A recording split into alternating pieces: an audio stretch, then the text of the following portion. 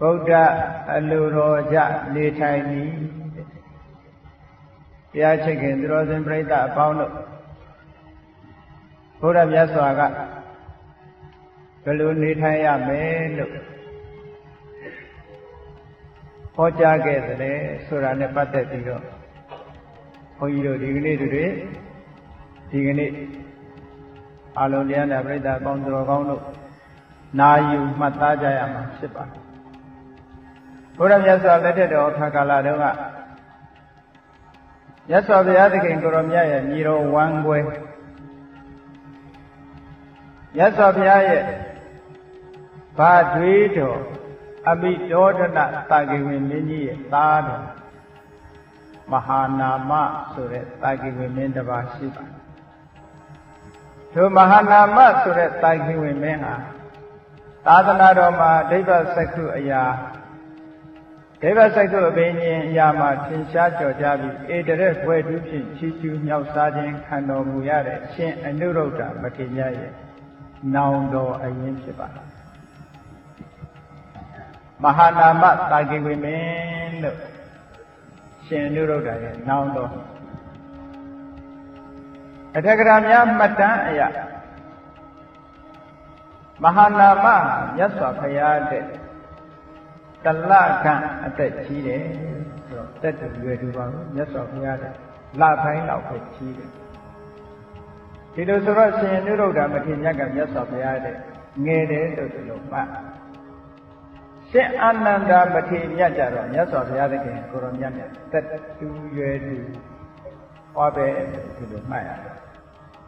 အဲ့တော့ရှင်နုရုဒ္ဓမထေရရဲ့နောင်တော်အရင်ဖြစ်တဲ့မဟာနာမအဲ့ဒီမဟာနာမတာဂိဝေမင်းကြီးကမြတ်စွာဘုရားသခင်ကိုရောမြတ်နဲ့ပထမဆုံးတွေ့တဲ့အချိန်မှာပဲသောတာပန်ဖြစ်သူရောက်ရှိပြီးတော့နောက်ပိုင်းမြတ်စွာဘုရားထံစီကပ်လို့တရားဓမ္မတွေနာယူရင်းနဲ့အရိယာပုဂ္ဂိုလ်တို့ရဲ့ဒုတိယအဆင့်မျိုးဖြစ်တဲ့သဂရာကအဆင့်ကိုရောက်ပါတယ်မဟာနာမနဲ့ပတ်သက်ပြီးတော့ဘုန်းကြီးတို့အင်္ဂုတ္တရနိကေတို့တန်ယုတ္တနိကေတို့မှာသုတ်တန်တွေတော်တော်များများရှိဒီကနေ့ဘုန်းကြီးဟောမှာမဟာနာမသုတ်တန်ကိုအခြေခံဟောမှာဖြစ်တယ်ဒီမဟာနာမသုတ်တန်ဒီအင်္ဂုတ္တရနိကေဧကတတကနိဗ္ဗာန်မှာလာရှိတဲ့သုတ်တန်တစ်ခုဖြစ်ပါတယ်တရားရှိခင်သူတော်စင်ပြိဿအပေါင်းတို့မြတ်စွာဘုရားသခင်ကိုရောမြတ်ကမဟာနာမလို့ဆိုတဲ့မိမိရဲ့နောင်တော်တာဂိဝေမင်းကြီးအားဘယ်သို့ပဲပုံနေထိုင်သင်ချောင်းဆုံးမဩဝါဒပေးခဲ့တာဘုန်းကြီးတို့တရားရှိခင်သူတော်စင်ပြိဿအပေါင်းတို့ဟာတို့တည်းမြတ်စွာဘုရားသခင်ကိုရောမြတ်ဆုံးမဩဝါဒပေးတော်မူခဲ့တဲ့ဗုဒ္ဓအလိုတော်ကြနေထိုင်သည်သိဖို့မလိုဘူးလားမြတ်စွာဘုရားသခင်ကိုရောမြတ်ရဲ့သာသနာတော်နဲ့တွေ့တဲ့အခါမှာမြတ်စွာဘုရားရဲ့အဆုံးအမဩဝါဒဆိုတာအလွန်တရာမှတန်ဖိုးရှိတရားနာတယ်ဆိုတာမြတ်စွာဘုရားသခင်ကိုရောမြတ်ကိုရောတိုင်းရှင်တို့တော်ကထုတ်ဖော်ပြီးတော့လွန်ခဲ့တဲ့နှစ်ပေါင်း2500ကျော်ကဟောခဲ့တဲ့တရားတွေထိုတရားတွေကိုဓမ္မဂတိကအရှင်မြတ်တွေထံကနေကြားနာကြရနှစ်ပေါင်း2500ကျော်ကြာခဲ့တဲ့တရားဟာဒီကနေ့ထိအောင်မှန်ကန်နေစေခေတ်မီနေစေပဲဖြစ်ပါတယ်။ဘာကြောင့်လဲ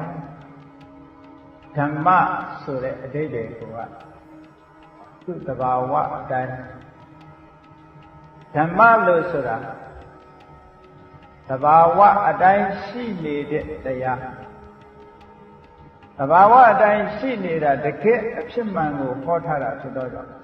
ထိုဓမ္မတွေဘယ်တော့မှပြောင်းလဲမှာမဟုတ်ပါဘူး။မြတ်စွာဘုရားသခင်ကိုရောမြတ်ဟောကြားတော်မူခဲ့တဲ့သစ္စာတရားဒီသာဝရမှန်ကန်နေမှာဖြစ်ပါတယ်။မြတ်စွာဘုရားကသစ္စာ၄ပါးဟောကြားခဲ့တယ်။နှစ်ပေါင်း1500ကြာလို့သစ္စာ၄ပါးနဲ့မကဘူးသစ္စာနောက်ထပ်တစ်ပါးတိုးဖို့လိုလာပြီလို့ဒီလိုများရှိနိုင်ပါမလားမရှိနိုင်ဘူးမြတ်စွာဘုရားဟောခဲ့တဲ့တရားသစ္စာ၄ပါးဟာ ဘေခိဘေကာလ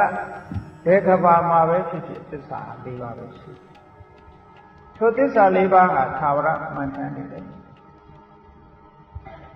ရသော်ဘုရားသခင်ကိုယ်တော်မြတ်ကသောကပရိဒေဝဒုက္ခဒေါမနတလို့ဆိုတဲ့လူလောကလူဘဝရဲ့အနိဋ္ဌာယုံတွေကိုကျော်လွှားဖို့မဂ္ဂင်၈ပါးအကျင့်တရားကိုဟောခဲ့တယ်။ဒီမဂ္ဂင်၈ပါးအကျင့်တရားဆိုတဲ့တရားတော်ကြီးဟာလွန်ခဲ့တဲ့နှစ်ပေါင်း2500ကလူတွေနဲ့အံကြဟောထားတယ်။ဒီကနေ့ခေတ်လူတွေနဲ့တော့အံဝင်ခွင်ချမဖြစ်တော့ဘူးလို့ညှင်းပယ်เสียများရှိပါအောင်မလား။မရှိဘူး။ဘာကြောင့်လဲဆိုရင်မြတ်စွာဘုရားဟောခဲ့တဲ့တရားဟာလောကမှာတ attva တွေရှိနေတဲ့၍မှန်းနေအောင်ပါပဲ။ဒါကြောင့်မလို့ဓမ္မဆိုမှန်ကန်တဲ့သဘာဝဘယ်တော့မှကြောင်းလဲမှုရှိမှာမဟုတ်ဘူး။အစင်သာဝရမှန်ကန်တဲ့နိဗ္ဗာန်ကိုရောက်ကြောင်းလမ်းစဉ်ကိုလည်းမြတ်စွာဘုရားသခင်ကိုရောမြတ်သည်အပြည့်အစုံဟောထားပြီးသားဖြစ်ပါတယ်။ဒါကြောင့်မလို့ဘုရားမြတ်စွာဟောကြားတော်မူခဲ့တဲ့တရားဓမ္မတွေကိုနာယူမှတ်သားပြီးတော့မိမိဘဝမှာအသုံးချသွားဖို့လိုအပ်တယ်တရားနာတယ်ဆိုတာမြတ်စွာဘုရားကတို့ကိုဘယ်လိုအကြံဉာဏ်ပေးခဲ့တယ်ဘယ်လိုဆုံးမဩဝါဒတွေပေးခဲ့တယ်တို့တွေဘုရားရဲ့အဆုံးအမဘယ်လိုလိုက်နာရမယ်ဆိုတာဒီအသိဉာဏ်လေးတွေမိမိတို့တဏ္ဍာမှာရလာအောင်တရားကိုနာကြရတာဖြစ်ပါတယ်မြတ်စွာဘုရားသခင်ကိုယ်တော်မြတ်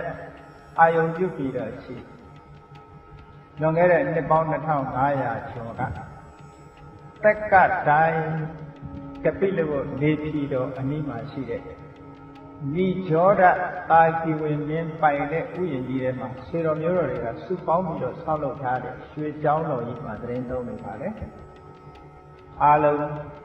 မိကျောဒရုံကျောင်းတော်လို့ဒီလိုအမည်ပြန်တယ်အဲ့ဒီမိကျောဒရုံကျောင်းတော်ကြီးမှာဆိုရင်သုံးနေတဲ့အချိန်မြတ်စွာဘုရားသခင်ကိုယ်တော်မြတ်အနိဗ္ဗာန်မှာရှိကြတယ်များစွာသောယဟန်တော်များသည်ရှင်တော်မြတ်ဖရာအတွက်သင်္ကန်းတစ်ထည်ချုပ်ကြတယ်မြတ်စွာဘုရားလည်းပဲသင်္ကန်းတော်ကိုချုပ်ဝတ်တယ်ဆိုတာဒီသုတ္တန်အရာသိရတယ်နော်ယဟန်တန်ဃာတွေအားလုံးမှာစုဝေးပြီးတော့မြတ်စွာဘုရားသင်္ကန်းကိုဝိုင်းပြီးတော့ချုပ်ကြတယ်ဆိုကြတယ်ရှိတော့ကသင်္ကန်းချုပ်တယ်ဆိုတာအလုံးဝိုင်းချုပ်ကြရတယ်။ဘာဖြစ်လို့လဲဆိုတော့ဒီကနေ့ခေတ်မှာလို့အချုပ်ဆက်တွေကမရှိသေးဘူး။ချုပ်ဆက်တွေမရှိဘူး။မရှိတဲ့အခါကျတော့သင်္ကန်းချုပ်ဖို့ရကားပေါင်ချက်ကြီးတွေလှုပ်ထားအသားနဲ့ရိုက်ပြီးတော့မြတ်စွာဘုရားသခင်ကိုရောမြတ်ရဲ့သင်္ကန်းအတိုင်းအတာပမာဏတိုင်းအသားနဲ့ပြုလုပ်ထားတဲ့ကားပေါင်ချက်ကြီးတွေလှုပ်ထိုကားပေါင်ချက်ကြီးတွေမှာပိဿအနံများကိုဆွဲပြီးတော့အလျာအနံကျိုးများချီပြီးထိုကားပေါင်ချက်ကြီးမှာသင်္ကန်းပုံစံကြအောင်ယဟန်တော်တွေဟာဝိုင်းဝန်းပြီးတော့ချုပ်ကြရတယ်အဲ့ဒီကားပေါင်ချက်ကြီးကိုပါဠိလိုကတိနာလို့ခေါ်ခုခေတ်ကထိန်ဆိုတဲ့စကားလုံးကအဲ့ဒီကလာခဲ့တယ်နော်သင်္ကန်းချုပ်တဲ့ကားပေါင်ချက်ကြီးပုံစံခေါ်ထားတဲ့ကားပေါင်ချက်ကြီးအဲ့ဒီကားပေါင်ချက်ကြီးမှာမြတ်စွာဘုရားသခင်ကိုရောမြတ်အတွက်တရားဓမ္မများလှူထားတဲ့အစများကိုဆက်ဟပ်ပြီးတော့မြတ်စွာဘုရားသခင်ကိုရောမြတ်ဘုယုံ3000လောက်တဲ့သင်္ကန်း200မျိုးကိုယဟန်တော်တွေဟာဝိုင်းဝန်းပြီးတော့ချုပ်ကြတယ်တဲ့အဲ့လိုဝိုင်းချုပ်ပြီးတဲ့အခါသင်္ကန်းမှာဆိုးလို့အယောင်ကောင်းကောင်းဖြစ်အောင်ဆိုးပြီးတော့မြတ်စွာဘုရားသင်္ကန်းကြီးစီအောင်ဆောင်ရွက်ကြတယ်အဲ့ဒီအချိန်မှာမဟာနာမဆိုတဲ့တာကိဝေမင်းကြီးကယဟန်တော်များစွာဟာစုပေါင်းပြီးတော့မြတ်စွာဘုရားသင်္ကန်းကိုချုပ်နေကြတယ်သင်္ကန်းပြီးတာနဲ့တပြိုင်နက်မြတ်စွာဘုရားသခင်ကိုရောမြတ်ဒီခရီးဒေသစာရီကြွချလိုက်မယ်3 လလွန်မြောက်တဲ့အခါသင်္ကန်းချုပ်ပြီးတာနဲ့တပြိုင်နက်မြတ်စွာဘုရားသခင်ကိုရောမြတ်ထိုသင်္ကန်းကိုဝိယုံ3 ဆောင်တို့ခရီးဒေသစာရီကြွချလိုက်တယ်ဆိုတဲ့ဒီသတင်းကိုရမဟာနာမတာကိဝေမင်းကြီးဟာလည်းနေမကောင်းထိုင်မသာဖြစ်လို့ဘုရားမြတ်စွာထံမရောက်တာကြာပြီ နေကောင်းချမ်းသာလာတဲ့အခါမှာမြတ်စွာဘုရားသခင်ကိုရောမြတ်ကလည်းသင်္ကန်းချုပ်ပြီးတာနဲ့ခရီးထွက်တော့မယ်ဆိုတော့မဟာနာမသာဂဝေမင်းကြီးဒီမြတ်စွာဘုရားထံရောက်ရှိပြီးတော့လာပြီးတော့မြတ်စွာဘုရားသခင်ကိုရောမြတ်အယုဒိလုံးမြတ်တို့ရှိခိုးပြီးတော့လျှောက်ထားတယ်တုဓမ္မေတံဗန္တိဘဂဝါတံဘဟုလာကိရဘိက္ခုဘဂဝတောစေဝရကမ္မံကရွန်တိနေဋ္ဌိတာစီဝရောဘဂဝါဒေမာတံဣစေယေနသာရိကံသရိတတိတိဗန္တိရှိဘုန်းတော်သခင်ရှင်တော်မြတ်ဖရာသံဃာလာမြတ်ပြလာကုန်သောဘိက္ခုယဟန်တော်တို့သည်ဘဂဝေတောမြတ်စွာဘုရားသခင်ကိုရောမြတ်ကြီးစီဝရကမ္မံသင်္ကန်းချုပ်ခြင်းအမှုကိုကရွန်တိကိရပြုလုပ်၍နေကြပါတဲ့ဘဂဝါမြတ်စွာဘုရားသည်နေတိတစီဝရောသင်္ကန်းချုပ်ပြီးသည်ရှိသောဒေမာသစ္စေန3လလွန်သောအခါကာလ၌စာရိကံဒေသစာရိကြွချီခြင်းကိုစရိတတိတိကြွချီလက်တံဟူ၍မေမယတပိတော်သည်သူတံသတင်းစကားကိုကြားနာအပ်ပါပေတော်၏မြတ်စွာဘုရား။အိုရှင်တော်မြတ်ဖရာရှင်တော်မြတ်ဖရာသင်္ကန်းချုပ်ပြီးလို့ရှိရင်3လကြာတဲ့အခါမှာသင်္ကန်းချုပ်လို့ပြီးသွားတဲ့နောက်ခရီးဒေသစာရီထွက်မယ်လို့တပိတော်သတင်းကြားရပါတယ်။ကေနနုခောဗန္တိဝိဟာရေနကေနနုခောဗန္တိဝိဟာရေနတေသံနောဗန္တိဘဂဝါနာနာဝိဟာရေနဝေရတံကေနသဝိဟာရေနဝိဟာတပံဗန္တိရှိဘုန်းတော်သခင်ရှင်တော်မြတ်ဖရာနာနာဝိဟာရေအမျိုးမျိုးသောနေထိုင်ခြင်းတို့ဖြင့်ဝေရတံနေထိုင်၍နေကြရပါကုန်သောတေသံနောထုတတိတော်တို့အားကေနဝိဟာရေနဘကဲ့သို့သောနေထိုင်ခြင်းဖြင့်ဝိဟာတဗံနေထိုင်ခြင်းငါသင့်လျောသည်အတ္တဖြစ်ရပါသည်ဣတိလိုမဟာနမောမဟာနာမအမည်ရတဲ့တာဂိဝေမင်းကြီးသည်ဧတံဝသနံဤကဲ့သို့သောအမေပု္ပ္ပာစကားကိုအဝေါစာကောင်းစွာမဲ့သိတယောက်ကြားခဲ့ပါပေတည်း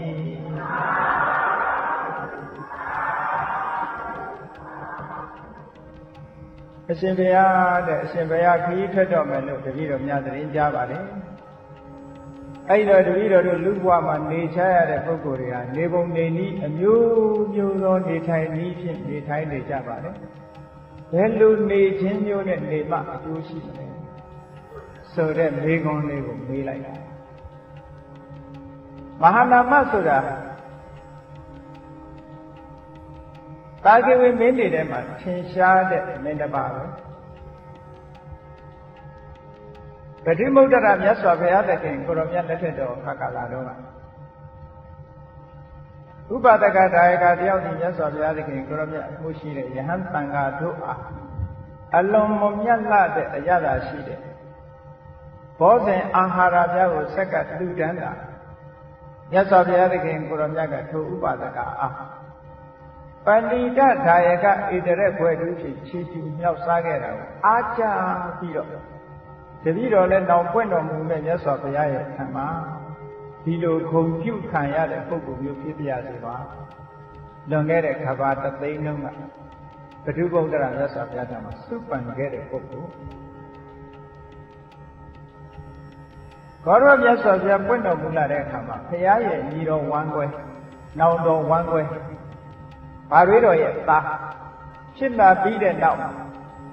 မြတ်စွာဘုရားသခင်ကိုရောမြတ်သည်ရှစ်ဝါမြောက်မှာဝေရင်ဇာတိမှာဝါကတ်အဲ့ဒါလိုဝေရင်ဇာတိမှာဝါကတ်တဲ့အချိန်မှာမန္တသားကြီးရဲ့နှောက်ယှက်မှုကြောင့်ဝေရင်ဇာပုံသားကြီးကမေးလျော့ဝေရင်ဇာပြည်ကြီးကလည်းအစာရည်စာခေါင်းပါပြီးတော့ငတ်မွတ်နေတဲ့အချိန်ဖြစ်လို့မြတ်စွာဘုရားသခင်ကိုရောမြတ်တန်ဃာတော်အရှင်မြတ်တွေနဲ့အတူတကွဆွမ်းခံလို့မရဘူးဒကာတော်မပေါင်းသူတော်ကောင်းတို့ကဆွမ်းမလောင်းနိုင်ကြဘူးအဲ့တော့ဟိုဥတ္တရပဋ္ဌဆိုတဲ့မြောက်ပိုင်းနယ်ကနေပြီးတော့မျက်နှာရောင်းတဲ့ပုဂ္ဂိုလ်တွေမြင့်ကုန်တဲ့900တို့က ဝိရိစာပြည်နားမှာစခန်းချပြီးတော့မြင်းစာချုံတွေအလုံးလောက်ပါလာယဟန်တန်ဃာတွေကဝိရိစာမျိုးတဲ့ဆွမ်းခံမရတဲ့အခါကျတော့အဲ့ဒီမြင်းကုံတွေထံသွားပြီးတော့ဆွမ်းရတော့မြင်းစာချုံတွေကိုတနေ့လင်တစ်ပါးနှစ်ကွမ်းစားကြမြင်းတွေကိုအစာနဲ့လျှော့ကျွေးပြီးတော့ယဟန်တန်ဃာတော်များကိုလောင်းရတယ်တဲ့အဲ့တော့မြတ်စွာဘုရားသခင်ကိုရောမြတ်နဲ့အဲ့ဒီမြင်းစာချုံပုံပြရနော်ထိုမြင်းစာချုံမြင်းတွေကျွေးဖို့ဆိုပြီးတော့ဂုံတယ်တွေကအဲ့ဒီကနေခွဲပြီးတော့ပြုတယ်ယဟန်တန်ဃာများမြင်းစာချုံကိုယူလာပြီးတော့ဝိရိစာနလေရုပုစီမန္တအနိမရှိတဲ့ကျောင်းတိုက်ထဲရောက်တဲ့အခါကျတော့ထိုမြင်းစာချုံတွေကိုစုံထဲမှာထည့်ထောင်းပြီးတော့ဖြစ်တယ်လို့ဖုံးပြီးသုံးဆောင်ရတယ်မြတ်စွာဘုရားသခင်ကိုရောမြတ်အတွက်တော့ရှင်အာနန္ဒာကပြားရည်နဲ့အချိုးနဲ့ရောစပ်ပြီးတော့ထိုမြင်းစာချုံများကိုကြိတ်ပြီးတော့ကောင်းကောင်းမွန်မွန်ဆက်ကပ်တဝါတွင်လုံးဖျားမှုရှိတဲ့ယဟန်တန်ဃာတွေဟာထိုမြင်းစာချုံနဲ့ပဲတဝါတွင်လုံးဆွမ်းဖုံးပြီးတော့အချိန်ကုန်ဆုံးခဲ့ကြရပါတယ်ဝါလကျွတ်တဲ့အခါကျတော့သစ္စာဘုရားသခင်ကိုရောမြတ်ကြီးဝိရိယဘုံသားကြီးကိုနှုတ်ဆက်စကားမိန့်ကြားလို့တရားတော်မှာဟောပြီးတဲ့အခါမှာခရီးဒေသစာကြီးဆွဲပြီးတော့နောက်ဆုံးဟောမြင်တော်မူရာဒေသဖြစ်တဲ့တက္ကတိုင်ကတိလို့ဒီကိုရောက်အဲ့လိုရောက်လာတဲ့အခါကျတော့မဟာနာမတာကိဝိနည်းကစဉ်းစားတယ်ဩဝါတွင်းကာလဘုရားမှုရှိတဲ့တန်ဃာတော်တွေဟာမြင်းစာဂျုံတွေကြီးဖုံးပေးရတာဆိုတော့အာဟာရထမပြည့်ဝရှာကြဘူးအစာအာဟာရချိုးတက်လာခဲ့ကြတယ်အဲ့ဒီအာဟာရထမပြည့်ဝသည့်အတွက်ကြောင့်ယဟန်တန်ဃာတော်များချမ်းသာရေးသိပြီးတော့မပြည့်စုံကြဘူးအမတန်မွန်မြတ်တဲ့အာဟာရတွေနဲ့ထိုယဟန်တော်တွေရဲ့ခန္ဓာကိုယ်ထဲမှာအဆီဩဇာဗိုက်တာမင်ဓာတ်တွေပေါ့လေခုခေတ်လိုပြောပါစို့နော်အင်အားဖြစ်စေတတ်တဲ့အစီအစိတ်အလွန်ကောင်းတဲ့အရသာရှိတဲ့စီဥထောပတ်ဆိုတာမျိုးတွေကိုငါဆက်ကလှူဒန်းရလို့ရှိရင်ယဟန်တန်ဃာရဲ့ခန္ဓာကိုယ်ထဲမှာဩဇာတတ်တွေကြီးပြီးတော့ပြန်လည်လန်းဆန်းပြီးချမ်းသာရေးကောင်းလာမှာပဲစိတ်ကူးရပြီးမြတ်စွာဘုရားသခင်ကိုရောမြတ်မှုရှိတဲ့တန်ဃာတော်ရှင်မြတ်တွေအမတန်မွန်မြတ်လာတဲ့အရသာရှိတဲ့ဆွမ်းခဲဝဲဘောဇဉ်ပဏိတဘောဇဉ်လို့ခေါ်တယ်စီဥထောပတ်တွေနဲ့မွမ်းမံထားတဲ့အစာအာဟာရကိုလေးလပတ်လုံးဖုံးပေးဖို့ရမဟာနာမတာကိဝိမင်းကြီးကဖြစ်ပါတယ်တဲ့လေးလကပ်ပြီးတဲ့နောက်ကျတော့ကတ်လို့အားမရသေးဘူးလှူလို့အားမရသေးဘူးနောက်ထပ်လေးလဖွင့်ပေးတော့ဘုရားမြတ်စွာဘုရားဆိုပြီးနောက်ထပ်တစ်ခါလေးလထပ်ပင့်သံဃာတော်ရှင်များဟာလည်းပဲအာဟာရချိုးတဲ့နေကြတော့မဟာနာမတာကိဝိမင်းကြီးဆက်ကတ်တဲ့စီဥထောပတ်နဲ့မွမ်းမံထားတဲ့အစာအာဟာရအရသာရှိတဲ့အစာအာဟာရဘုံမေသုံးဆောင်အားအင်ကြည့်နောက်ထပ်လေးလထပ်ပင်တော့မြတ်စွာဘုရားသခင်ကိုရောမြတ်ကခွင့်ပြုအခါလေးလကြာသွားတဲ့အခါလေးလကြာသွားတဲ့အခါမှာနောက်ထပ်လေးလထပ်ပြီးကပ်ပြရစေပါအောင်အာလုံးတစ်နှစ်ထိသုံးငါတည်ပြီးတော့မြတ်စွာဘုရားထံခွင့်တောင်းပြီးတော့မဟာနာမတာကိဝိမင်းကြီးက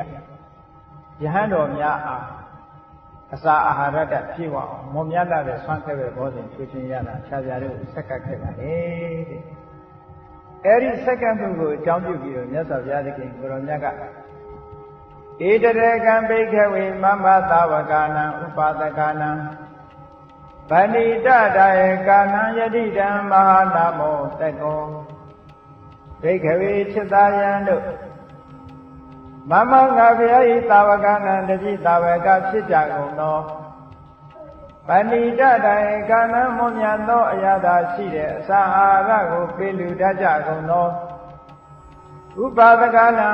ယရဏသုံးရမျက်စိကတဲ့ဥပါဒကဒါယကာတို့တွင်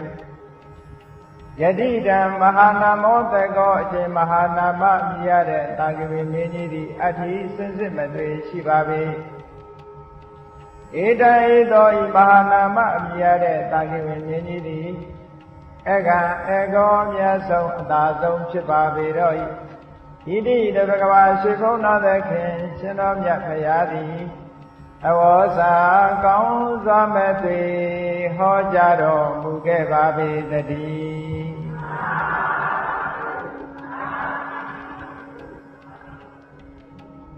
အလွန်မြတ်တဲ့မွန်မြတ်တဲ့အရသာရှိတဲ့အစာအာဟာရကိုလှူတဲ့နေရာမှာစံထားရတဲ့ပုဂ္ဂိုလ်ထူးချွန်သောပုဂ္ဂိုလ်ဆိုပြီးတော့ဧတရက်ွယ်လူကြီးချီးကျူးခံရတဲ့မဟာနာမတာဂိဝေမင်းတစ်ဖက်ကကြည့်မယ်ဆိုရင်အဲ့ဒီမဟာနာမဆိုတဲ့တာဂိဝေမင်းဟာဘုန်းကြီးတို့တရားနာပရိသတ်တွေမှတ်မိကြပါလေအသေးနဲ့ထိသောတလမင်းကြီးကမြတ်စွာဘုရားနဲ့ဆွေမျိုးတော်ချင်းတို့တာဂိဝေမင်းသမီးတရားကိုတောင်းတဲ့အခါမဟာနာမတာဂိဝေမင်းကြီးရဲ့သမီးတော်ဝါသဘခတ္တိယဝါသဘခတ္တိယဆိုတဲ့မင်းသမီးကိုပသိန္ဒရီကောသလမင်းကြီးထံဆက်လိုက်အဲ့ဒီဝါသဘခတ္တိယရဲ့အမေကတော့မင်းမျိုးတွေကမဟုတ်ဘူးတဲ့ကျွန်းမမျိုးကျွန်းမျိုးတွေကနာခမုံတာလို့ခေါ်တဲ့ကျွန်းမကမွေးတာဖခင်ကတော့မဟာနာမင်းကြီးပေါ့အဖေဘက်ကအမျိုးမြတ်ပေမဲ့လို့အမေဘက်ကအမျိုးယုတ်တာဂိဝေမင်းကြီးရဲ့မာမာနကသူတို့အမျိုးသူများနဲ့မဆက်ဆက်ချင်သည့်အတွက်ကြောင့်ထိုနာခမုံတာရဲ့သမီးဖြစ်တဲ့ဝါသဘခတ္တိယကိုတာဂိဝေမင်းသမီးအစစ်ရောင်ဆောင်ပြီးတော့ကောသလမင်းကြီးကိုပေးလိုက်အဲ့ဒီဝါသဘခတ္တိယကနေပြီးတော့သားတော်လေးတစ်ပါးထွန်းကားတဲ့အခါကျတော့ဝိတတုပလို့ခေါ်အဲ့ဒီဝိတတုပအရွယ်ရောက်လာပြီးတဲ့အခါကျတော့ပသိန္ဒရီကောသလမင်းကြီးကစစ်သူကြီးရာသူစစ်ဖို့ရုပ်ကြီးရာသူပေးထားတယ်နောက်ဆုံးကောသလမင်းကြီးကအသက်80အရွယ်ရောက်တဲ့အခါကျတော့ဒီခကာရယနလို့ဆိုတဲ့အဲ့ဒီအချိန်မှာ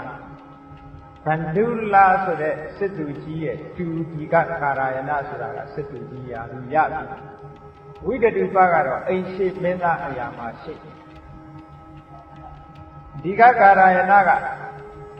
ပသိန္ဒရီကောသလမင်းကြီးပေါ်မှာသူ့ရဲ့ဦးလေးအရင်ဖြစ်တဲ့ဗန္ဓုလစစ်သူကြီးကိုအကြောင်းရှာပြီးတတ်ပြရခေါင်းလားဆိုပြီးတော့ရန်ညှို့ဖွဲ့ပြီးတော့ထိုအချိန်မှာမြတ်စွာဘုရားသခင်ကိုရောမြတ်နဲ့ပသိန္ဒရီကောသလမင်းကြီးတို့မေထာတုပဆိုတဲ့တာဂိဝေမင်းတွေရဲ့ဏိခုံးရွာလေးတဲ့ကအကြောင်းတစ်ကြောင်းမှာစကားပြောပြီးတော့နေတဲ့အချိန်စစ်တပ်ကြီးကိုပြန်ခောက်သွားပြီးဝိတတုပကိုမင်းမြောက်လိုက်တယ်အဲ့လိုဝိတတုပကမင်းဖြစ်သွားတဲ့အခါကျတော့တစ်ချိန်တုန်းကကပိလဝုကိုသွားလဲတဲ့အခါမှာတာဂိဝေမင်းကြီးရဲ့ပြုမှုမှုကိုအမတန်မှစိတ်ဆိုးပြီးတော့အဲ့ဒီချိန်ကရန်ညှိုးထားခဲ့တာဒီခါမှာသွားကလေးစားချစ်တာဂိဝေမင်းကြီးအားလုံးဝိတတုပကသွားရောက်ပြီးတော့တတ်ဖြတ်တယ်အဲ့ဒီတတ်ဖြတ်တဲ့အချိန်မှာတာဂိဝေမှန်သမျှတယောက်မှမချန်တဲ့ကလေးတွေရောဘာတွေရောအကုန်လုံး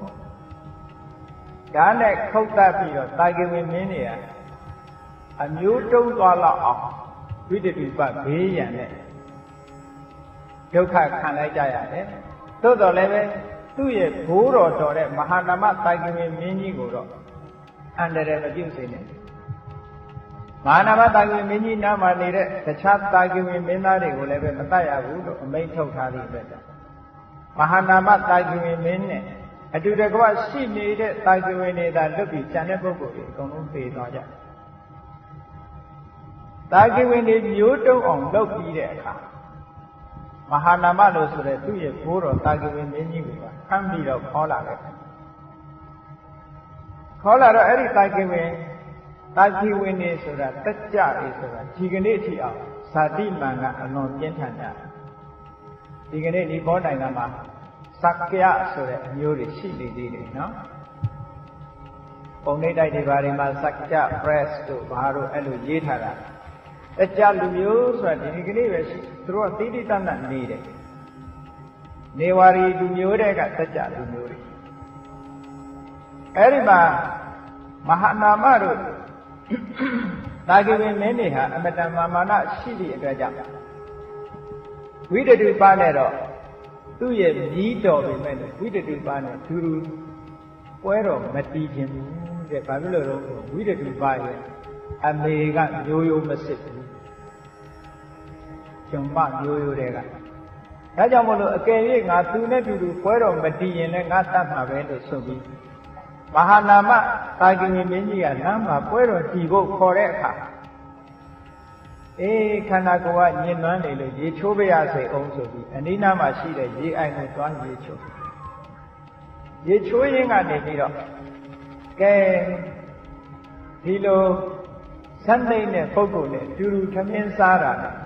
သေရမပဲကောင်းပါသေးတယ်လို့ဆိုပြီးတော့သူ့စတုံးကိုပဲခြေမချာညှပ်ပြီးတော့ရေထဲမှာငုပ်ပြီးနေလိုက်တယ်အဲ့လိုငုပ်ပြီးနေလိုက်တဲ့အချိန်မှာဟိုးနဂါးပြေကနဂါးမင်းကြီးကသိတော့မဟာနာမတာဂိဝေမင်းကြီးကိုနဂါးပြေခေါ်သွားတယ်နဂါးပြေမှာ7နှစ်ကြာနေမဟာနာမတာဂိဝေမင်းကြီးရေချိုးနေတာကြာလိုက်တာမလာဘူးနဲ့လိုက်ပြီးတော့ရှာလို့မတွေ့တော့ရှာလို့မတွေ့တဲ့အခါမိတို့တွေနဲ့ဒူတွေချားတဲ့လိုက်ရှာတော့လည်းမတွေ့တဲ့အခါကျတော့ဖက်ပြေးသွားပြီနဲ့ဒူတယ်လို့ဆိုပြီးတော့ဝိတတုကလက်လျှော့ဝိတတုကလက်လျှော့သွားအဲ့ဒါကလို့နောက်ပိုင်းမှာမြတ်စွာဘုရားသခင်ကိုရောမြတ်သက်တော်80အရွယ်ရှိတဲ့အချိန်မှာတာဂိဝေမင်းကြီးတတ်ခံရပြီးတော့မဟာနာမတာဂိဝေမင်းကြီးဟာလည်းပဲနဂါးပြေမှာ7နှစ်ကြာနေသွားတယ်လို့ဇာလန်းကအဲ့ဒီမှာဆုံးတာနော်အဲ့ဒီမဟာနာမတာဂိဝေမင်းကြီးဟာမြတ်စွာဘုရားသခင်ကိုရောမြတ်နဲ့တွေ့တဲ့အချိန်မှာဟောဒီမေကွန်လေးကိုမေးတာဒေသနောဗန္တိဘဂဝါဒေသနောနာနာဝိဟာရေဝိရတံကေနတဝိဟာရေနဝိဟာတဗံဗန္တိရှိဘုလောသခင်ရှင်တော်မြတ်ဖရာနာနာဝိဟာရေအမျိုးမျိုးသောနေထိုင်ခြင်းတို့ဖြင့်ဝိရတံနေထိုင်ကြရပါကုန်သောဒေသနောထိုတတိတော်တို့အားကေနဝိဟာရိနာပဲနေထိုင်ခြင်းမျိုးဖြင့်ဝိဟာ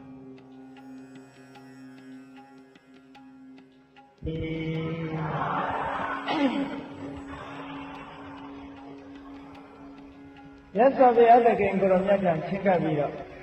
နေထိုင်မှုအမျိုးမျိုးနဲ့နေတဲ့တပည့်တော်တို့ဟာဘယ်လိုနေထိုင်ခြင်းမျိုးဖြင့်နေထိုင်ရင်ကောင်းပါမလဲမြတ်စွာဘုရား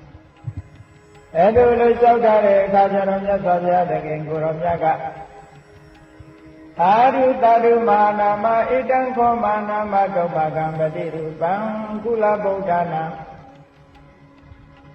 ယန္တရဂတဥပသင်္ကမေတဝပုစ္ဆေယထဒေသနောဗန္တိနာနာဝိဟာရေဝိဝရတံကေနတဝိဟာရေနဝိဟာတဗံမဟာနာမတာရုကောင်းလာပြီစွာဒီမေကုန်းကိုမေးတာမြတ်စွာဘုရားတကယ်ကိုရောမြတ်ကသိကျေနပ်တယ်ဒါကြောင့်မလို့တာရုခေါ်တော်မူတပည့်တော်တို့ဘယ်လိုနေရမလဲမြတ်စွာဘုရားသခင်ကိုရောမြတ်နေထိုင်ခြင်းအမျိုးမျိုးနဲ့နေကြတဲ့တပည့်တော်တို့ဟာဘယ်လိုနေရပါမလဲလို့အဲ့လိုလိုမေးတဲ့မိကုန်းနဲ့ပတ်သက်ပြီးတဲ့ကာလမဟာနာမဥမာနန္တာရုကောင်းပါပြီသွားကောင်းပြီသွားကုလဗုဒ္ဓနာအမျိုးကောင်းသာဖြစ်ကုန်သောသေတံဒုမာကံထိုတင်တို့အားဗန္တိရှိဘုရားသခင်ရှင်တော်မြတ်ဖရာနာနာဝိဟာရေအမျိုးမျိုးသောနေထိုင်ခြင်းတို့ဖြင့်ဝိဟရတံနေထိုင်၍နေကြရပါကုန်သောသေတံတော်ထိုတပည့်တော်တို့အားကေနဝိဟာရိနာပဲနေထိုင်ခြင်းဖြင့်ဝိဟာတဗံနေထိုင်ခြင်းသည်အတ္တဖြစ်ရပါသည်ဣတိလိုဘဂဝန္တမြတ်စွာဘုရားသခင်ကိုရောမြတ်ကိုဥပသင်္ကမိတ်တော်ချင်းကပ်၍ယံပုစ္ဆေယာထအရှင်မေးမြန်းကြရကုန်ရ၏ဧတံဤကဲ့သို့ မေးမြန်းခြင်းသည်ကုလဗုဒ္ဓနာမျိုးကောင်းသားဖြစ်ကုန်သောတုမကံသင်တို့အားပတိရူပံသင်တင်လျောက်ပါကောင်းများလာပါပေတော့ဤဣတိရဘဂဝါရှိကုံသောသခင်ရှင်တော်မြတ်ဖရာသည်အဝေါစာကောင်းစွာမသိဟောကြားတော်မူခဲ့ပါပေတည်း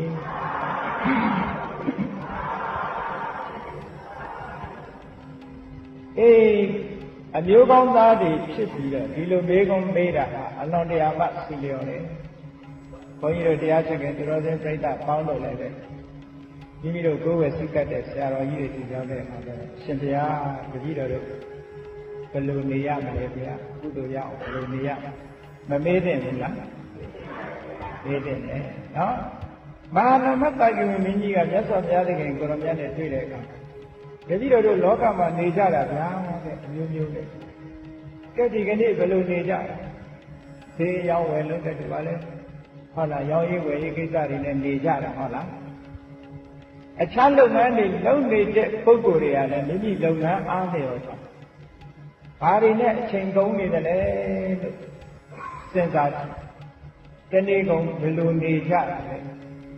ဘဝရဲ့နေနည်းထိုင်နည်းတို့တနေ့ကုန်ဘာတွေနဲ့အချိန်ကုန်တယ်လဲ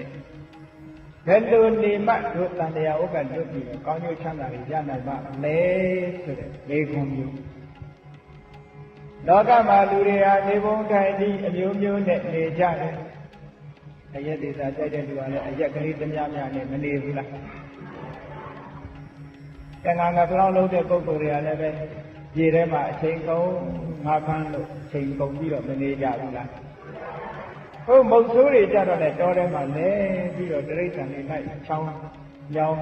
တပ်ဖြတ်ခန်းစီဒါတွေနဲ့ပဲအချိန်ကုန်ပြီနော်လောကမှာလူတွေဟာနေပုံနေနည်းအမျိုးမျိုးနဲ့နေကြတယ်အဲ့ဒီလိုမျိုးမျိုးနဲ့နေတဲ့နေနည်းတွေထဲမှာဘယ်လိုနေနည်းကမှအကျိုးရှိတဲ့နေနည်းလဲဗျာလို့မြတ်စွာဘုရားသခင်ကိုရောမြတ်ကိုလျှောက်ထားတဲ့အခါမှာမြတ်စွာဘုရားသခင်ကိုရောမြတ်ကသာဓုခေါ်တော်မူတယ်တတောခောမဟာနာမအာရဒကောဟောတိနောအတ္တတောမဟာနာမဥမာနံတတောတရားတရားရှိတဲ့ပုဂ္ဂိုလ်သည်အာရဒကောလုံငန်းကိစ္စကိုပြီးစေနိုင်သည်ဟောတိစစ်စစ်မဲ့သေးဖြစ်ပါပေတော့၏အတ္တတောယုံကြည်ခြင်းလို့ဆိုတဲ့တရားတရားမရှိတဲ့ပုဂ္ဂိုလ်သည်အာရဒကောကိစ္စအောင်မြင်အောင်ပြီးစေနိုင်သည်နာဟောတိမဖြစ်ပါပေဘယ်လိုနေရမလဲလို့ဆိုတော့မြတ်စွာဘုရားကတရားတရားရှိတဲ့လူမှမှန်မှန်ကန်ကန်အကျိုးကိုဖြစ်ပေါ်စေနိုင်တယ်။ကောင်းကျိုးချမ်းသာတွေကိုတရားတရားရှိတဲ့လူကသာဖြစ်စေနိုင်တယ်တရားတရားမရှိတဲ့လူကမဖြစ်စေနိုင်ဘူး။ကံကံဤအကျိုးယုံကြည်ခြင်းလို့ဆိုတဲ့သတ္တတရား။အဲ့ဒီသတ္တတရားနဲ့ရှိမှအောင်မြင်နိုင်တယ်။အာရဒဝိရိယောအာရဒကောဟောတိနောကုတိတောအာရဒဝိရိယောအတ္တဝတ္တဝိရိယရှိတဲ့ပုဂ္ဂိုလ်သည်အာရဒကိုအကျိုးစီးပွားကိုဖြစ်တွန်းစေတတ်သည်ဟောတိဖြစ်ကုတိတော်ပြည့်ရတဲ့ပုဂ္ဂိုလ်သည်နောအာရဒကောအကျိုးစီးပွားကိုမဖြစ်စွန်းစေတတ်သည်ဟောတိစစ်စစ်မဲ့တွင်ဖြစ်ပါပေတော့၏လုံလဝိရိယရှိတဲ့ပုဂ္ဂိုလ်ကကောင်းကျိုးချမ်းသာတွေကိုဖြစ်ထွန်းစေတယ်ပြင်းကြီးနေတဲ့ပုဂ္ဂိုလ်လုံးလဝိရိယကျင်းမဲ့တဲ့ပုဂ္ဂိုလ်ကြီးကောင်းကျိုးချမ်းသာတွေကိုမဖြစ်စေနိုင်ဘူး။ဒါကြောင့်မို့လို့ဝိရိယလည်းရှိရမယ်။ဥပတိတတတိအာရရေကောဟောတိနောမုဋ္ဌတတိဥပတိတတတိကဲ့ရဲ့ခြင်းနေသောတတိရှိတဲ့ပုဂ္ဂိုလ်ရာရေကောကောင်းကျိုးချမ်းသာတို့ကိုဖြစ်စေတတ်သည်။ဟောဒီစင်စစ်မသိဖြစ်ပါပေတော့မုဋ္ဌတတိမေ့ပြောက်နေတဲ့တတိရှိတဲ့ပုဂ္ဂိုလ်ကအာရဒကောကောင်းကျိုးချမ်းသာကိုဖြစ်စေတတ်သည်လောဟောတိနဲ့ဖြစ်ပါအရာရာမှာတတိရှိရမယ်တတိတရားလည်းရှိရ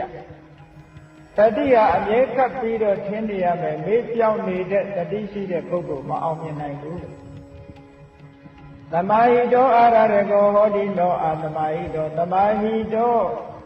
ဒီကြည်မှုသမာဓိရှိတဲ့ပုဂ္ဂိုလ်သည်အာရရေကောကောင်းကျိုးချမ်းသာတို့ကိုဖြစ်စေတတ်သည်ဟောဒီစင်စစ်မသွေဖြစ်ပါပေတော့၏ အတမဟိတောသမာဓိကင်းမြည်တဲ့ပုဂ္ဂိုလ်ကအာရရေကိုပြည်စေတတ်သည်နောဟောတိမဖြစ်ပါစိတ်ဓာတ်တည်ငြိမ်မှုရှိရစိတ်ဓာတ်တည်ငြိမ်တဲ့သမာဓိရှိမှသာလဲအောင်မြင်နိုင်တယ်သမာဓိမရှိရင်မအောင်မြင်နိုင်ဘူးပညာဝါအာရရေကိုဟောတိနောတုပညောပညာဝါပညာရှိတဲ့ပုဂ္ဂိုလ်သည်အာရရေကိုကောင်းကျိုးချမ်းသာတို့ကိုပြည်စေတတ်သည်ဟောတိဖြစ်တို့ပညောပညာမရှိတဲ့ပုဂ္ဂိုလ်သည်အာရရေကိုကောင်းကျိုးချမ်းသာတို့ပြည်စေတတ်သည်နောဟောတိမဖြစ်ပါမြတ်စွာဘုရားသခင်ကိုယ်တော်မြတ်ကဘယ်လိုနေရမလဲလို့နေထိုင်နည်းအမျိုးမျိုးရှိတဲ့ထဲမှာဘယ်လိုနေရမလဲလို့ဆိုတော့အခြေခံတရား၅မျိုးကိုရှင်းဥစွာဟောပါတယ်အခြေခံတရား၅မျိုးကဘာတော့ဆိုလို့ရှိရင်တတ္တာရဲ့ဝိရိယရဲ့တတိရဲ့သမာဓိရဲ့ပညာရဲ့ဘယ်နှမျိုးပါလဲဒီအခြေခံတရား၅မျိုးရှိရတယ်အဲ့ဒီ၅မျိုးမှမရှိလို့ရှိရင်မှန်ကန်တဲ့နေနည်းအောင်မြင်ပြီးဖြစ်မှာမဟုတ်ဘူးဒါကြောင့်မို့လူတိုင်းအခြေခံတရား၅မျိုးရှိရဘာရှိရမလဲကံကံရဲ့ကျိုးယုံကြည်ခြင်းလို့ဆိုတဲ့တတ္ထာတရားတတ္ထာလို့ဆိုတာကယုံကြည်တာလေးတဲ့တတ္ထာမဟုတ်ဘူးကုသိုလ်ကောင်းမှုပေါ်မှာစိတ်ဝင်စားတာလည်းတတ္ထာပဲတတ္ထာတရားဖြစ်နေလို့ရှိရင်စိတ်ဟာကြည်နူးနေတယ်အဲ့ဒီကြည်နူးနေတဲ့အချိန်မှာဆိုလို့ရှိရင်နိဝရဏတရားတွေဒီတဏ္ဍာမှာမရှိဘူးကာမဂုဏ်အာယုန်တွေကိုလိုလားတဲ့ကာမိသန္တာကာမဂုဏ်အာယုန်တွေကိုလိုလားတဲ့ကာမိသန္တာအာယုန်တွေပေါ်မှာယွန်ရှာမုံတည်တဲ့ဇာပါဒစိတ်စွမ်းအင်းတွေကြာဆင်းနေတဲ့ထိနာမိတ်တာစိတ်တွေလေတွင်ပြီးတဲ့ကာလနောင်တပူပန်မှုရှိနေတဲ့ဥဒိစ္စပုဂ္ဂိုလ်စားမိမိကျင့်ရမယ့်ကျင့်စဉ်ပေါ်မှာသံဃာတွေဝင်နေတဲ့ဝိသိကိစ္စဆိုတဲ့ဟောဒီနိဝရဏတရားတွေကျင့်တယ်တတ္တတရားရှိနေပြီဆိုလို့ရှိရင်အဲ့ဒီနိဝရဏတရားတွေဟာခင်းနေတာအဲ့ဒါလို့တရားတရားရှိတဲ့ပုဂ္ဂိုလ်ဖြစ်ရမယ်တရားတရားမှာအောင်မြင်ခြင်းရဲ့အကြောင်းတရားတစ်ခုပဲအရေးကြီးဆုံးတတ္တတရားပထမရှိရဘုန်းကြီးတို့မျိုးကောင်းသားမျိုးကောင်းကြီးတွေကံကံဤယုတ်အကျိုးကိုယုံကြည်တာလည်းပဲတတ္တတရားကုသိုလ်ကောင်းမှုနဲ့ပတ်သက်ပြီးတော့စိတ်ဝင်စားနေတာလည်းပဲတတ္တတရားတတ္တတရားမိမိတဏ္ဍာမှာဖြစ်လာလို့ရှိရင်စိတ်အစဉ်ဟာကြည်လင်ပြီးတဲ့ကာလနေတယ်အဲ့ဒါလို့စိတ်အစဉ်ကြည်လင်ပြီးတော့နေတဲ့တတ္တတရားရှိဖို့လိုတယ်တတ္တတရားရှိမှသာလျှင်မိမိဆောင်ရွက်တဲ့ကိစ္စတစ်ခုဟာအောင်မြင်နိုင်ပါလေနောက်တစ်ခုကဝီရိယဆိုတာဘုန်းကြီးတို့မျိုးကောင်းသားမျိုးကောင်းတွေရောင်းရဝယ်တာကိစ္စတွေလုပ်တဲ့အခါမှာလည်းဝီရိယရှိကြတာဘယ်ကိစ္စပဲလုပ်လို့ကာယကဝီရိယစေတသိက်ကဝီရိယဆိုတဲ့ဝီရိယရှိရဒီနေရာမှာဘုရားမြတ်စွာမိန့်ကြားလို့တဲ့ဝီရိယကတော့အကုသလနာဓမ္မနာပါဏာယကုသလနာဓမ္မနာဥပသံပရာယကိုယ့်ရဲ့တဏ္ဍာမှာဖြစ်နေတဲ့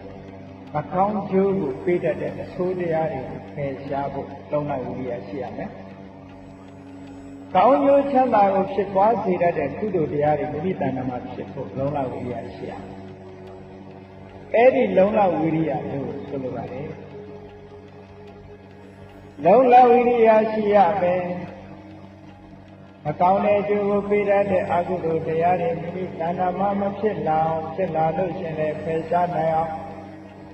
မဖြစ်သေးတဲ့ကုသိုလ်တရားတွေမိမိတဏ္ဍာမှာဖြစ်ပေါ်လာအောင်ဖြစ်ပြီးတဲ့ကုသိုလ်တရားတွေကိုလည်းမိမိတဏ္ဍာမှာတိုးပွားလာအောင်ကြိုးစားမှုဆိုတဲ့လုံလဝိရိယမျိုးရှိရမယ်။လုံလဝိရိယမရှိရင်အောင်မြင်နိုင်မှာမအောင်မြင်နိုင်ဘူး။ဒါကြောင့်မို့လို့ဝိရိယဆိုတာလည်းအခြေခံတရားကောင်းတစ်ခုပဲ။ဒါလည်းပဲတရားရှိခင်သူတော်ချင်းပြိဿတွေတဏ္ဍာမှာရှိရမယ်။နောက်တစ်ခုကသတိတဲ့တတိဆိုတာဘုန်းကြီးတို့အဘိဓမ္မာတရားတော်ရတတိဆိုတာကုသိုလ်စိတ်နဲ့ရှင်အကုသိုလ်စိတ်နဲ့မရှင်ကောင်းတဲ့စိတ်တွေနဲ့ရှင်တယ်ဩဃနစိတ်တွေနဲ့ရှင်တယ် တတိဆိုတဲ့နေရာမှာကုသိုလ်ကောင်းမှုပြုဖို့ဒါနကောင်းမှုသီလကောင်းမှုဘာဝနာကောင်းမှုလို့ဆိုကောင်းမှုတွေပြုဖို့အမှတ်ရနေတဲ့တတိမိမိခန္ဓာကိုယ်မှာတကယ်ဖြစ်ပြနေတဲ့တရားဓမ္မတွေနဲ့ပတ်သက်ပြီးတော့မှတ်ရနေတဲ့တတိယဟိုတတိပ္ပံတရားတော်မှာလာတဲ့အတိုင်းပေါ့ကာယေကာယ ानु ပတ္တိဝေရတိအာတာပိသမ္ပဇာနောတတိမဝိလေယလောကေဘိစ္ဆာသောမနတကာယ ानु ပတ္တနာဝေဒနာ ानु ပတ္တနာစိတ် ानु ပတ္တနာဓမ္မ ानु ပတ္တနာတဲ့အဲ့ဒီ ानु ပတ္တနာတွေနဲ့ရှင်တဲ့တတိယအဲ့ဒီတတိယရှိရမယ်တတိမရှိလို့ရှိရင်မအောင်မြင်နိုင်ဘူးနောက်တစ်ခုကသမာဓိသမာဓိဆိုတာစိတ်ကြည်ငြိမ်မှုပဲအစစ်မြင်သွားတဲ့အခါကျတော့ပထမဇာဒုတိယဇာတတိယဇာသုဒ္ဓဇာဆိုတဲ့ဇံ၅မျိုးဇံ၄မျိုးဇံ၅မျိုးပထမဇာဒုတိယဇာတတိယဇာသုဒ္ဓဇာပင်စမဇာနိဝရဏတရားတွေလုံးဝကင်းကွာပြီးတော့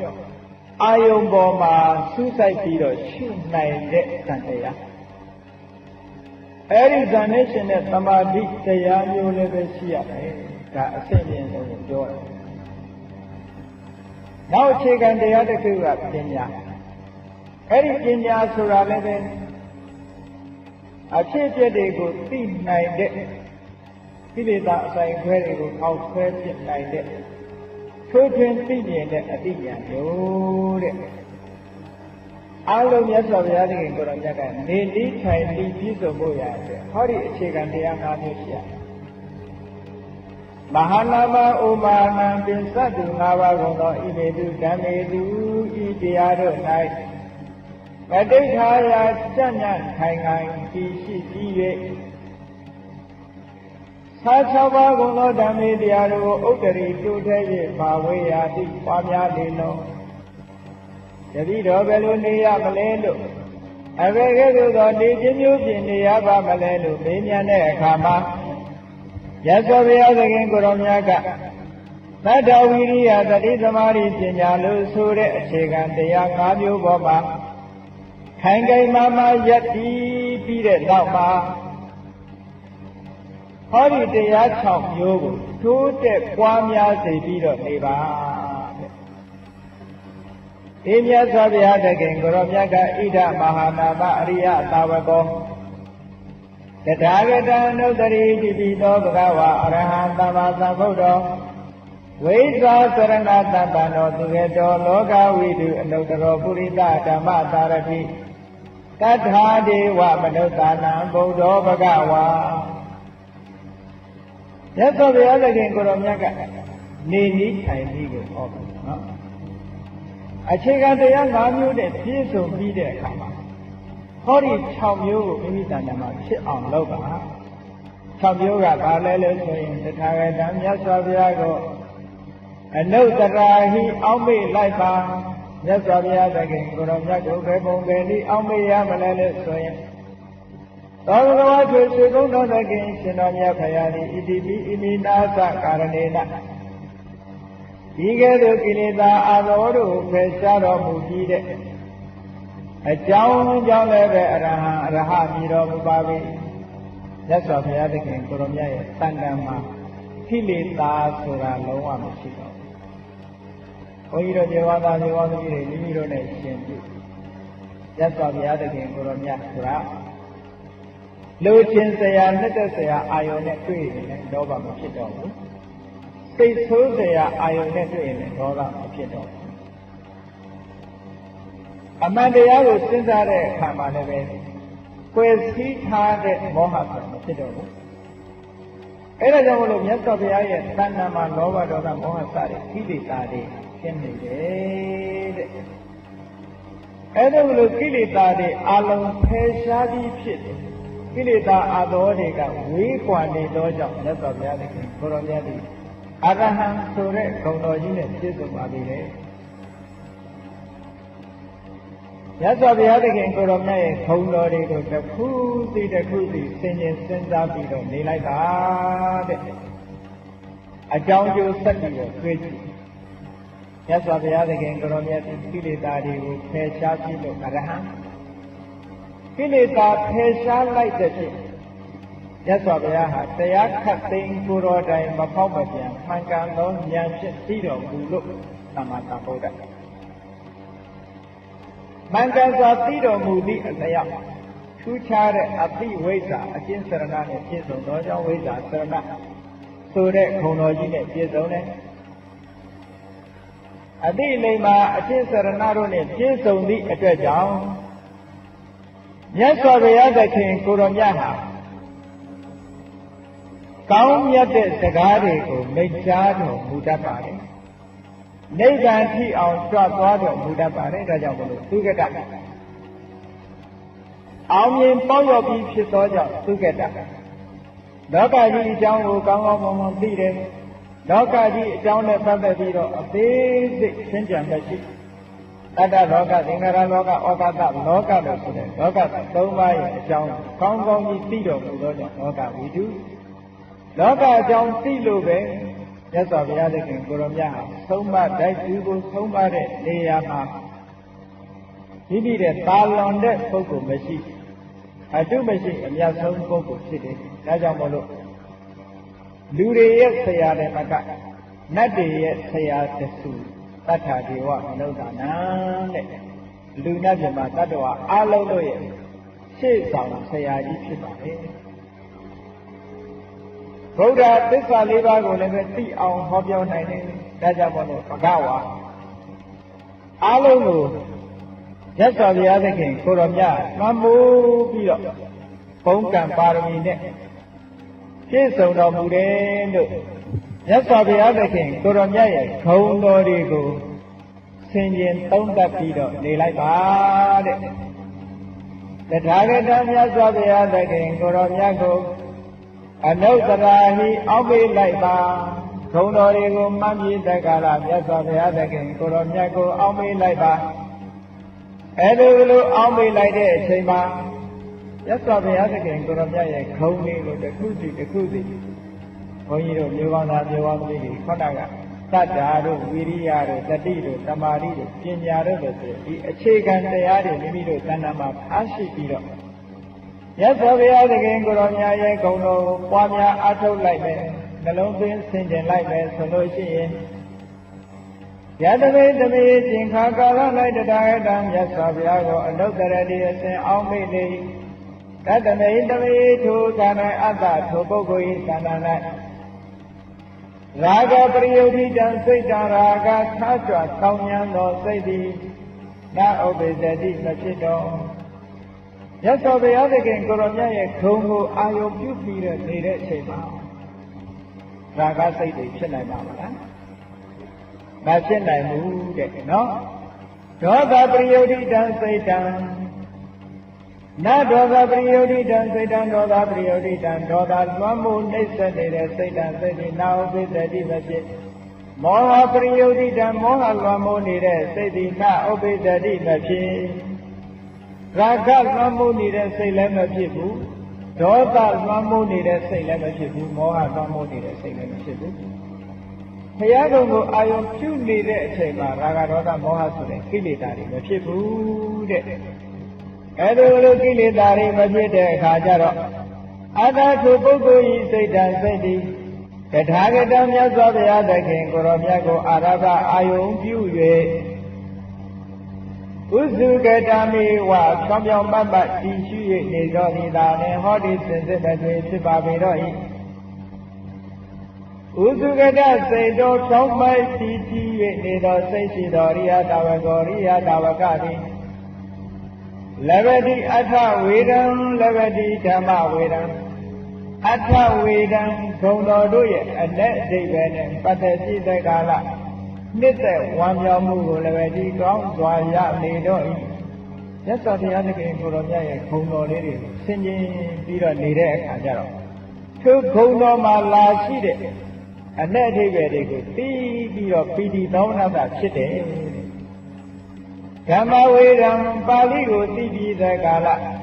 နှစ်သက်ဝမ်းမြောက်ခြင်းလို့ဆိုတဲ့ပီတိဒီဟောဒီစင်စစ်တဲ့ဖြစ်ပါပေတော့၏စကလုံးလေးကိုက ရသော်ဘုရားတကယ်ကိုရောမြတ်ရဲ့ဘုံတော်လေးအရဟံနဲ့သမ္မာသမ္ဗုဒ္ဓဝိဒါသရဏသမ္ပါတော်သိကတော်လောကဝိအ내ကလေးတွေကိုဆင်ញင်စဉ်းစားပြီးတော့ပါဠိစကားလုံးလေးတွေရဲ့အဓိပ္ပာယ်ကိုပါသိပြီးတော့ပါဠိစကားလုံးကလည်းပဲနှစ်သက်စရာကောင်းတယ်အ내ဒိဗ္ဗေကလည်းနှစ်သက်စရာကောင်းတယ်ထိုနှစ်သက်စရာကောင်းတဲ့ပါဠိအ내ဒိဗ္ဗေတွေကိုဆင်ញင်စဉ်းစားပြီးတက္ကလာပီတိတွေဖြစ်ပါလိမ့်မယ်ဓမ္မုပတံဟိတံ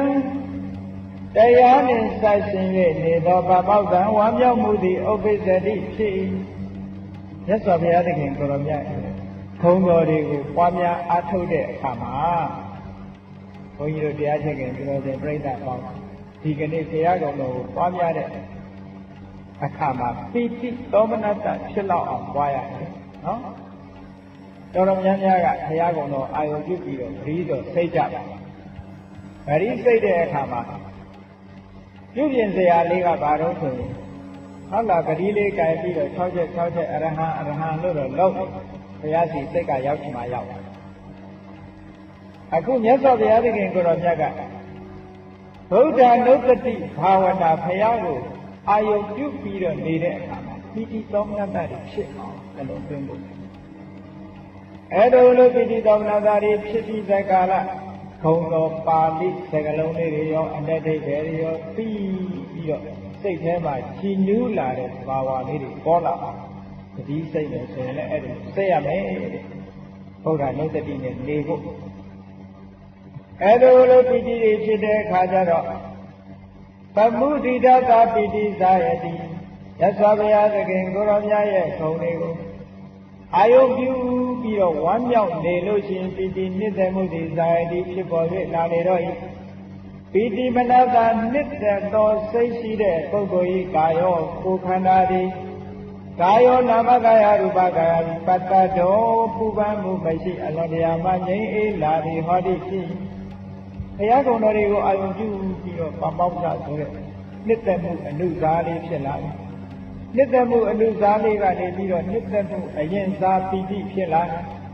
အဲ့ဒီပီတိဖြစ်လာလို့ရှိရင်ခန္ဓာကိုယ်ကငြိမ်းချမ်းပြီးတော့ပေါ်ပါလာလိမ့်မယ်ပတ္တရကာယတငြိမ်းချမ်းသောခန္ဓာကိုယ်ရှိတဲ့ပုဂ္ဂိုလ်ဟာသမာဓိတည်ကြည်ခြင်းလို့ဆိုရဲသမာဓိတရားသည်ဒုက္ခံချမ်းသာခြင်းလို့ဆိုရဲဒုက္ခတရားသည်ဥပ္ပိသတိကောင်းစွာမသိဖြစ်ပေါ်၍လာပါပြီတော့ဟောမြတ်စွာဘုရားကုံတော်ကိုအာယုပြုပြီးတော့ပိဋိသောမနတ္တရိစိတ်ထဲမှာချမ်းသာလာတဲ့သဘောလေးပေါ်လာအောင်ဘုရားကုံတော်ကိုအာယုပြုရမယ်အဲလိုအာယုပြုပြီးတဲ့ကာလနေလို့ရှိရင်ရာဂဒေါသမောဟဆိုတဲ့ကိလေသာတွေမိမိတို့ရဲ့စိတ်အစဉ်မှာမဖြစ်ပေါ်ပါမြတ်စွာဘုရားသခင်ကိုရောမြတ်ရဲ့ဘုံတော်ပေါ်မှာသာလျှင်သူ့ရဲ့စိတ်တန်တန်မတ်မတ်ရောက်ပြီးတော့နေတယ်ဒီဘုရားနုတ္တိပွားများအားထုတ်လို့ရှိရင်အဲ့လိုအဆင့်တန်းမျိုးရောက်မိမိရဲ့တဏ္ဍာမှာရှိတဲ့သတ္တာစွမ်းအားဝိရိယစွမ်းအားတတိစွမ်းအားသမာဓိစွမ်းအားပညာစွမ်းအားတွေကိုမြင်ပြီးတော့ဘုရားကောင်တော်ကိုဥတည်ပြီးတော့အဲ့ဒါကိုပွားပါမြတ်စွာဘုရားသခင်ကိုရောမြတ်ကမဟာနာမမဟာနာဣမံဗုဒ္ဓနုတ္တိဤဗုဒ္ဓနုတ္တိကမ္မထံကိုဘုရားကုံကိုအာယုပြု၍အခန္ဓလဲလဲအောင်းပေးခြင်းလို့ဆိုတဲ့တတိတရားဗုဒ္ဓနုတ္တိဘာဝနာကိုဒိဋ္ဌံတော်ပြီးရနေသောအခါမှလည်းဘာဝေရာတိပွားများပါနေဘုရားနုတ္တိဘယ်ချိန်ပွားရမှာတော့မြတ်စွာဘုရားကဘဝနေနည်းနဲ့ပတ်သက်ပြီးတော့ဟောတယ်နော်ဒိဋ္ဌံတော်ပြီးရနေတဲ့အခါမှလည်းဘာဝေရာတိပွားများပါနေခိသံတော်ပြီးသွားနေတဲ့အခါမှလည်းဘာဝေရာတိပွားများပါနေဒီသိန်တော်ပြီးထိုင်နေတဲ့အခါမှလည်းဘာဝေရာတိပွားများပါနေဆရာတော်ပြီးလျောင်းစကားအိတ်နေတဲ့အခါမှလည်းဘာဝေရာတိပွားများပါနေလူဟာလှုပ်ရှားမှုကိုရှိမယ်ဆိုရင်လျောင်းထိုင်ရပ်သွားဣရိယာပုတ်၄ပါးပဲရှိတယ်မဟုတ်လားအေးဘုရားကုံတော်ကိုပွားတဲ့အခါမှာဘယ်ချိန်မှပွားရမလဲလို့ဒီလိုမရှိပါဘူးမြတ်စွာဘုရားသခင်ကိုရောမြတ်ကသွားနေရင်လည်းပွားပါထိုင်နေရင်လည်းပွားပါရပ်နေရင်လည်းပွားပါလျောင်းနေရင်လည်းပွားပါ ရသော်ဗျာရဲ့ဗုဒ္ဓရဲ့ဂုဏ်တွေကိုအာယုပြုပြီးတက္ကလာပွားများဆင်ခြင်နေပါဒါရင်လားဆိုတော့ကမ္မတံလုပ်ငန်းကိစ္စကိုဒိဋ္ဌံတော်ပြီးဆောင်ရွက်နေစဉ်အခါမှာလည်းပဲအလုံးလုံးနေတော့လည်းပဲဘုရားတော်ပွားပါကမ္မတော်ပြီးကမ္မတံမှုကိစ္စကိုဒိဋ္ဌံတော်ဆောင်ရွက်ပြုလုပ်နေတဲ့အချိန်ခါမှာလည်းပဲဘာဝေယသိပွားများလိုက်ပါဗုဒ္ဓသံဃာကသယနာသာသမီတို့ချင်းပြင်းမြောင်းတဲ့အိယာထဲမှာဣဇဝတံတော်ပြီးအိတ်နေစဉ်အခါမှာလည်းပဲဟိုသားရီသမီးတွေကြီးတွေမြစ်တွေနဲ့နေလဲပွားပါဘုရားကိုအာယုပြုပြီးနေလိုက်ပါဟုတ်ကဲ့ဗုဒ္ဓသာဝရတယေနံသမယတို့ဖြင့်ကျင်းမြောင်းတဲ့အိယာမှာအိမ်နေတဲ့အခါမှာလည်းပဲဣဇဝတံတော်အိမ်နေတဲ့အခါမှာလည်းပဲဘာဝေယတိပွားများလိုက်ပါဣတိဤဘဂဝါရှင်ဘုံတော်သခင်ရှင်တော်မြတ်ဘုရားသည်အဝေါဇာကောင်းစွာမဲ့သွေဟောကြားတော်မူခဲ့ပါ၏တည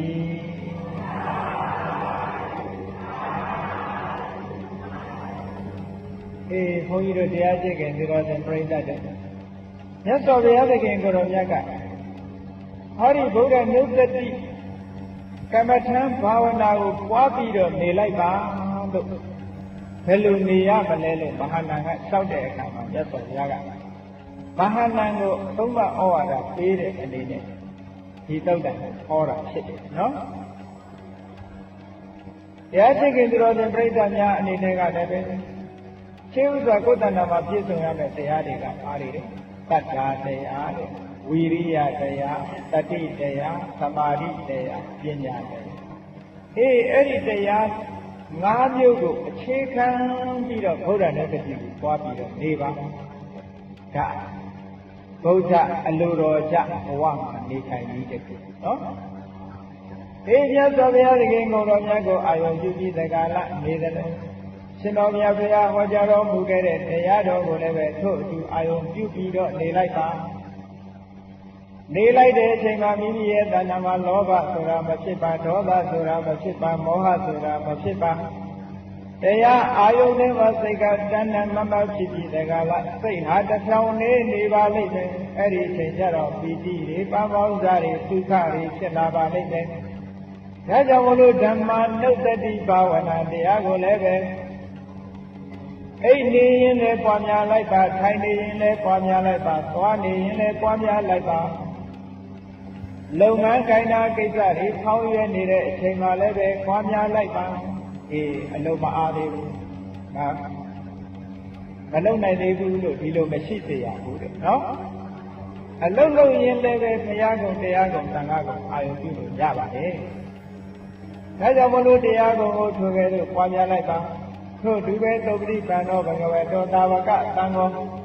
ဝိသုပတိပန္နောဘဂဝေတောတာဝကသံဃောစသည့်တဲ့သံဃာခုံတွေကိုလည်းပဲအာယုပြုပြီးတက္ကလပွားလိုက်တာအရေးကြီးဆုံးကတော့သီလသမာဓိပညာဒီဟာတွေတတ္တာရှိဖို့လိုတယ်ဝိရိယရှိဖို့လိုတယ်တတိရှိဖို့လိုတယ်သမာဓိရှိဖို့လိုတယ်ပညာရှိဖို့လိုတယ်အဲ့ဒီအခြေခံတရား၅ပါးထားပြီးတော့ဘုရားကုံကိုအာယုပြုပြီးတက္ကလနေမယ်တရားကုံကိုအာယုပြုပြီးတက္ကလနေမယ်သံဃာကုံကိုအာယုပြုပြီးတက္ကလနေမယ်နောက်ဆုံးအာယုပြုเสียဘာရှိသေးလဲမြတ်စွာဘုရားကဘုရားကုံတရားကုံသံဃာကုံအာယုမပြုဘူးဆိုရင်ကိုယ်သီလလေးကိုဆင်ခြင်ပြီးတော့နေလိုက်သမ်းပါမနေ့စောစောထားပြီးတော့မြတ်စွာဘုရားရှင်ကိုရောမြတ်ရှေ့ပါတရဏဂုံလို့ခံယူလိုက်ပြီးတော့သီလဆောက်ပြီးလိုက်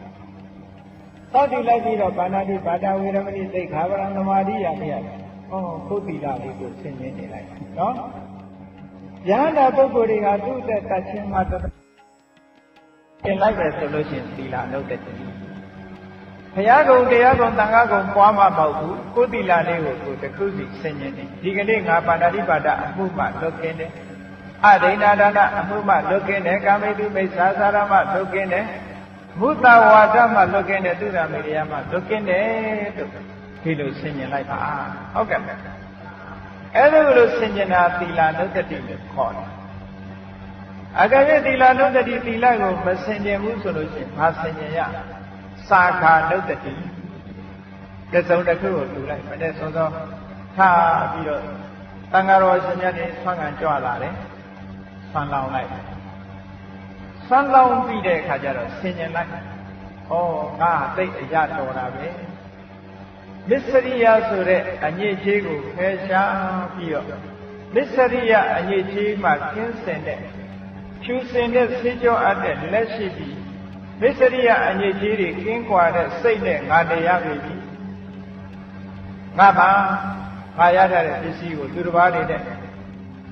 မဆက်ဆံခြင်းဘူးဆိုတဲ့မစ္စရိယတရားငါဒီနေ့ဖယ်ရှားလိုက်နိုင်တယ်ကံကောင်းလိုက်တာကံကောင်းလိုက်တာကုသိုလ်ကောင်းမှုလုပ်ပြီးတိုင်းလုပ်ပြီးတိုင်းစွန့်ကြဲမှုပြုလုပ်ပြီးတိုင်းဆင်ញင်လိုက်ပါစာကလို့တတိလို့ခေါ်တယ်နော်မစ္စရိယညစ်ကြေးကိုဖယ်ရှားပြီးတော့ဒီကနေ့ငါနေလိုက်ရပြီဒါကြောင့်မို့လို့ငါဘဝအရတော်လေးခြင်းလို့ဒီလိုဆင်ញင်ပါအဲ့ဒါလို့ဆင်ញင်လိုက်လို့ရှင်သာဂနုတ္တိဘာဝနာကိုပွားများပြီးရရောက်ပါတယ်ဟောနောက်တစ်ခုဆင်ញင်နိုင်တာကဒေဝတာနုတ္တိမြတ်စွာဘုရားသခင်ကိုရောမြတ်ကမဟာနာမအပြည့်ရတဲ့တာဂဝိမင်းကြီးရဲ့မိကုံးကိုဒေဝတာနုတ္တိနတ်တို့ရဲ့သတ္တသီလသုဒ္ဓသာကပညာဒေဝတာနုတ္တိဆိုတာနတ်တွေကိုတတိယဖို့ပြောတာမဟုတ်ဘူးဆိုလိုရင်အဓိပ္ပာယ်ကဒေဝတာနုတ္တိဆင်ញင်ပုံဆင်ញင်ဒီကဘယ်လိုဆင်ញင်ရမလဲလို့ဆိုရင်ငါမှရှိတဲ့တတ္တဝိရိယသတိသမာဓိပညာလို့ဆိုတဲ့ဟောဒီတရားမျိုးတွေသတုမာရိတဝရိနာယာမတုတ်တိတနေမာနရတိပရဏိဟိတဝတဝတိလို့ဆိုတဲ့တတ္တိရဲ့သဏ္ဍာန်မှာရှိတဲ့အဲဒီတတ္တိမှာရှိတဲ့တတ္တတရားမျိုး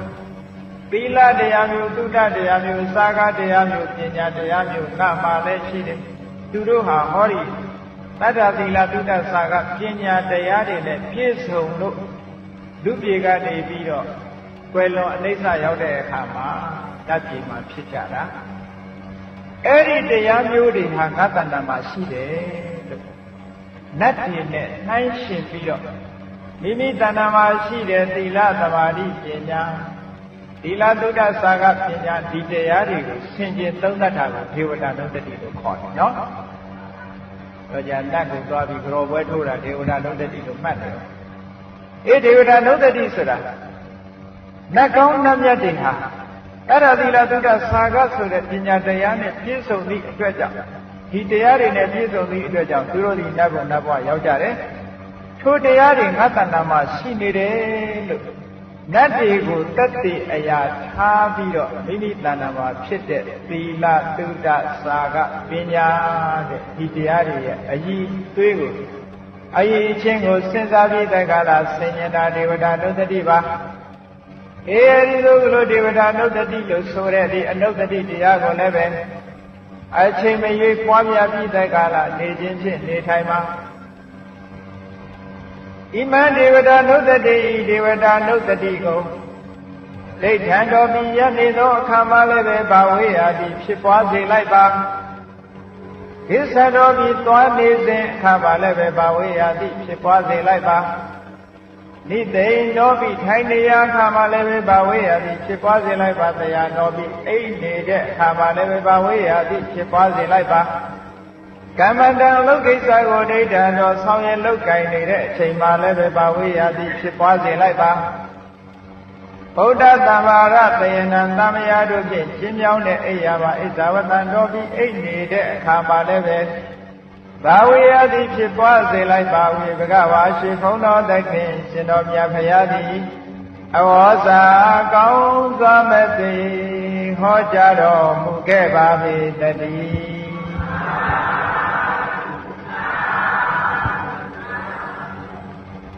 ဗုဒ္ဓအလိုတော်ကြနေထိုင်ဤဆိုသည်မှာမိမိတို့သဏ္ဍာန်မှာတတ်တာတရားဝိရိယတရားတတိတရားပညာတရားသမာဓိတရားပညာတရားဒီအခြေခံတရား၅မျိုးကိုခိုင်ခိုင်မာမာထားပြီးတော့ဗုဒ္ဓနုတ္တိကိုပွားများ၍နေထိုင်ခြင်းဓမ္မနုတ္တိကိုပွားများ၍နေထိုင်ခြင်းသံဃာနုတ္တိကိုပွားများ၍နေထိုင်ခြင်းကိုယ့်ရဲ့သီလကိုဆင်ခြင်ပြီးတဲ့ကာလသီလနုတ္တိကိုပွားများ၍နေထိုင်ခြင်းကိုယ့်ရဲ့စွန့်ကြဲမှုလို့ဆိုတဲ့သာကဂုံကိုအာယုံပြုပြီးတက္ကလာဆင်ញင်စဉ်းစား၍နေခြင်း နတ်တို့ကိုတတ်တဲ့အရာမှာထားပြီးတက္ကလာမိမိတဏ္ဍဝါဖြစ်တဲ့သီလသုတ္တသာကပညာတရားတို့ဆင်ခြင်ပြီးတော့နေခြင်းအဲ့ဒီလိုနေလို့ရှိရင်အမတမအကျိုးရှိတဲ့နေဒီကဖြစ်ပါလိမ့်မယ်လို့မြတ်စွာဘုရားသခင်ကိုရောမြတ်ကမဟာနာမလို့ဆိုတဲ့တာဂဝေမင်းကိုဟောကြားတော်မူခဲ့ပါတယ်။ဒါကြောင့်မလို့တရားရှိခင်သူတော်စင်ပြိဿပေါင်းတို့လည်းမြတ်စွာဘုရားသခင်ကိုရောမြတ်ဟောကြားတော်မူခဲ့တဲ့သုံးမဩဘာဒတော်အတိုင်းလူဘဝရနေတဲ့အချိန်မှာမြတ်စွာဘုရားသခင်ကိုရောမြတ်ရဲ့အလိုချဖြစ်တဲ့အနုတ္တိတရားများကိုဆင်ခြင်ပွားများအားထုတ်နိုင်ကြပါစေကုန်သတည်း